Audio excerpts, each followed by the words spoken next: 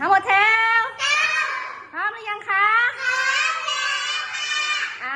ววันนี้เราจะมารำวงวันลอยกระทงตั้งวงขึ้นเลยค่ะ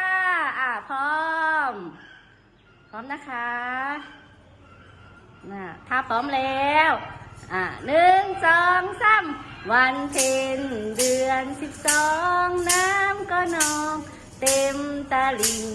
เราทั้งหลายชายหญิงสนุกกันจริงวันลอยกระทงลองด้วยลอยดังๆลอยกระทงลอยกระทงกันแล้วขอเชิญน้องแก้วออกมาลำวงวันลอยกระทงดังๆลำวงวันลอยบุญจะส่งให้เราสุขใจบุญจะส่งให้เราสุขใจปรบมือให้ตัวเองหน่อยค่ะ